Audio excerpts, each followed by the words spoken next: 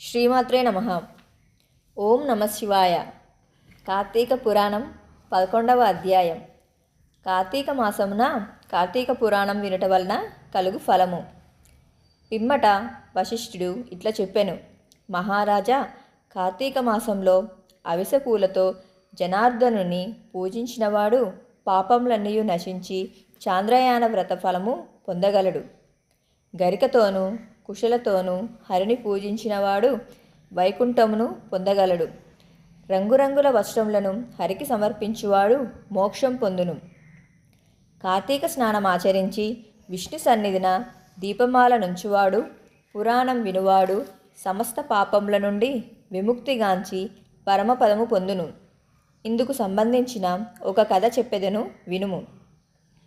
కార్తీక మాసమున పురాణము విని మోక్షం పొందిన బ్రాహ్మణి కథ.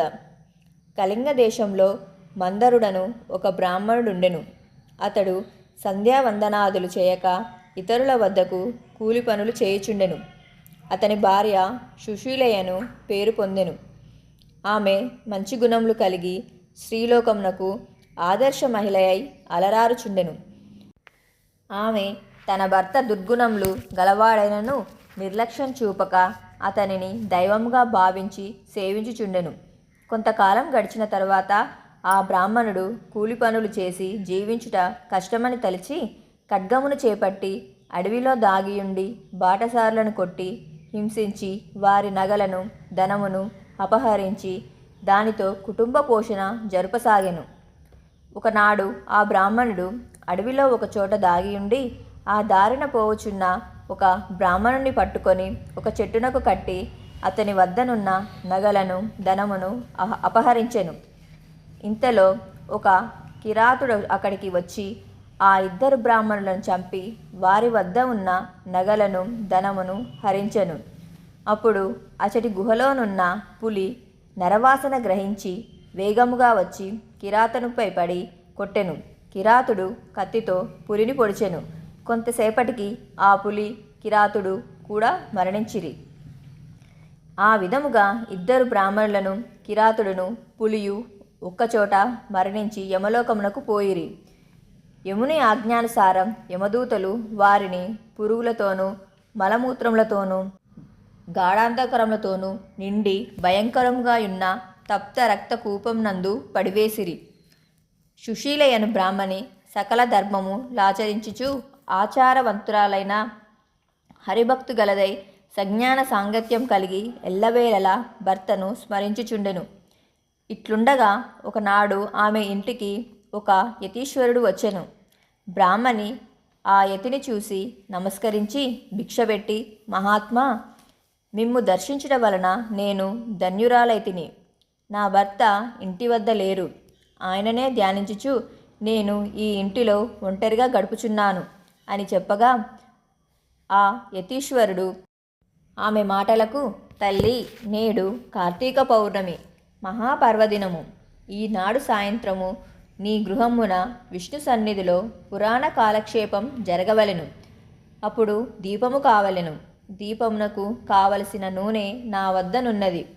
నీవు వత్తిని చేసి ఇమ్ము అని చెప్పగా ఆమె చాలా ఆనందించి వెంటనే గోమయంతో ఇల్లు చక్కగా అలికి అందమైన ముగ్గులు పెట్టి పిమ్మట పత్తితో ఒత్తులు చేసి నూనెతో యతీశ్వరుని వద్ద దీపం పెట్టెను.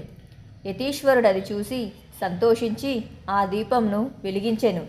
తరువాత విష్ణు సన్నిధిని పురాణ పఠనం ఆరంభించెను. ఆమె ఇరుగు పొరుగు స్త్రీలను పిలుచుకొని వచ్చి వారితో కలిసి పురాణమును భక్తి శ్రద్ధలతో వినెను.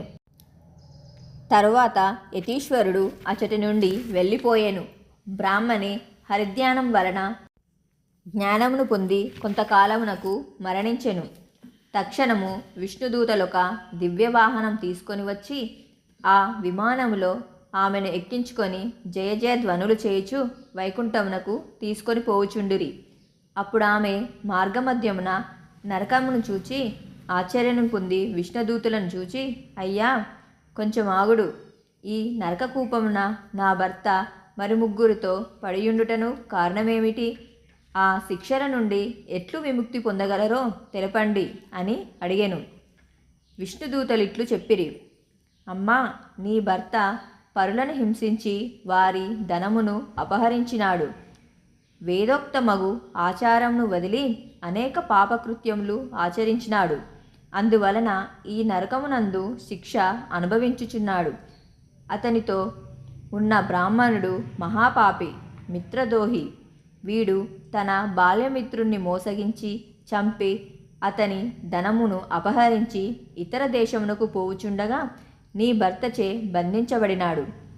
కిరాతకునిచే చంపబడినాడు. మహాపాతకుడగుట వలన ఈ నరక బాధలను భావించుచున్నారు.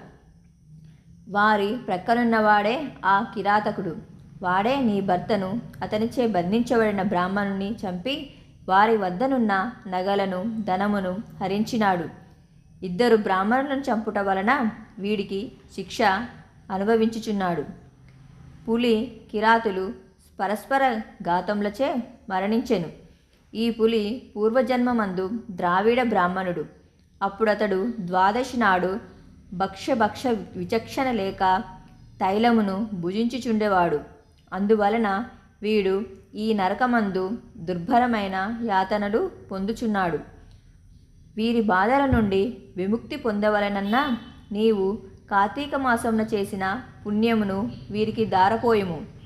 నీవట్లు చేసిన వీరి పాప విముక్తులై ముక్తి పొందగలరు అని చెప్పగా ఆమె కార్తీక మాసమున పురాణ శ్రవణం చేయుట వలన కలిగిన పుణ్యమును, తన భర్తకును దీపమును వత్తిని సమర్పించుట వలన కలిగిన పుణ్యమును, కిరాత వ్యాఘ్రములకును పురాణ శ్రవణార్థమై ఇరుగు పొరుగులను పిలుచుకొని వచ్చుట వలన కలిగిన పుణ్యమును కృతజ్ఞుడగు రెండవ బ్రాహ్మణునకు దారపోసెను.